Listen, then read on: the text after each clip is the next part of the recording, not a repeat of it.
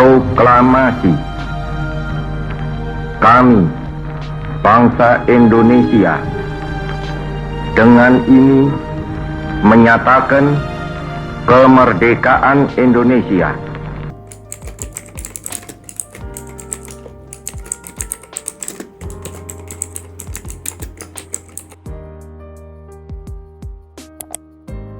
Berbicara mengenai kemerdekaan kawan-kawan, maka secara otomatis memori kolektif kita akan mengingatkan pada peristiwa penting yang terjadi pada H-1 sebelum kemerdekaan, yaitu pada tanggal 16 Agustus 1945.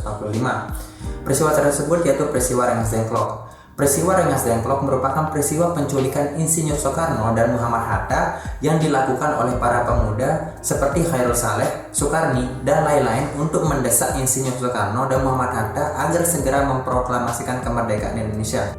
Nah, kegigihan kaum muda untuk memperoleh kemerdekaan secara independen tanpa menunggu pemberian dari Jepang merupakan semangat juang yang harus kita tiru, teman-teman.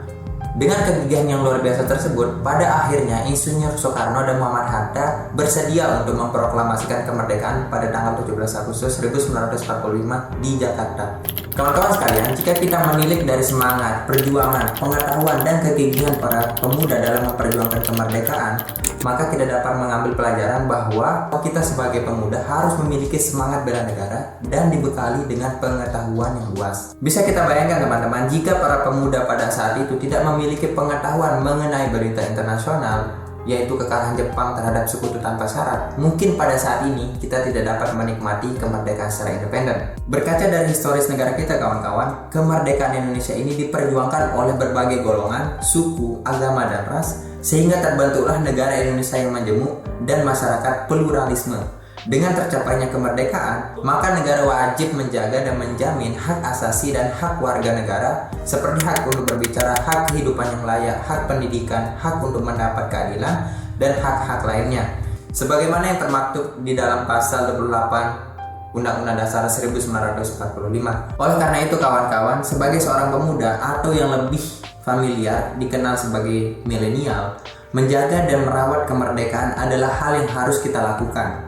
Hal tersebut menjadi salah satu bentuk bela negara, salah satu bentuk konkret dari pernyataan tersebut yaitu tetap mengingat dan memperingati secara kolektif sejarah kemerdekaan bangsa Indonesia. Saat ini kita sudah memasuki bulan Agustus, tinggal menghitung hari Indonesia akan berusia 76 tahun. Usia yang sangat ideal bagi bangsa untuk terus berkembang dan maju. Bagi kita kaum milenial kawan-kawan, memperingati kemerdekaan Indonesia berarti kita dituntut untuk mengisinya dengan kegiatan-kegiatan yang bermanfaat bagi kita maupun bagi masyarakat secara luasnya. Ada beberapa tindakan yang bisa kita lakukan untuk mengisi kemerdekaan ini kawan-kawan. Kendati saat ini kita sedang dilanda oleh musibah yaitu pandemi COVID-19, bukan berarti kita tidak bisa mengisi kemerdekaan Indonesia dengan hal-hal yang positif. Jadi, berikut beberapa cara yang dapat kita lakukan untuk mengisi kemerdekaan.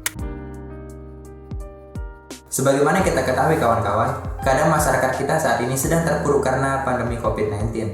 Banyak yang di PHK, banyak bisnis kecil yang bangkrut, hingga meningkatnya pengangguran dan meningkatnya angka kemiskinan di masyarakat. Oleh karena itu kawan-kawan, paling tidak kita bisa berbagi dengan kapasitas yang kita miliki, dimulai dari orang-orang terdekat kita seperti keluarga, tetangga, atau bahkan ojek online, pedagang asongan, dan sebagainya. Intinya kita berbagi kepada orang-orang yang memang memerlukan bantuan.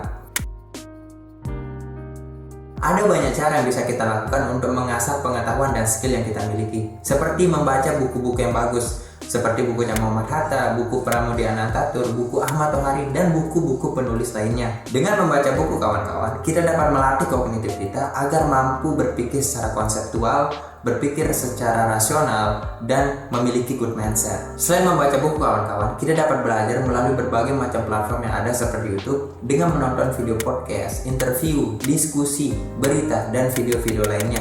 Dengan begitu kawan-kawan, kita dapat mengasah pengetahuan dan meningkatkan skill yang kita miliki.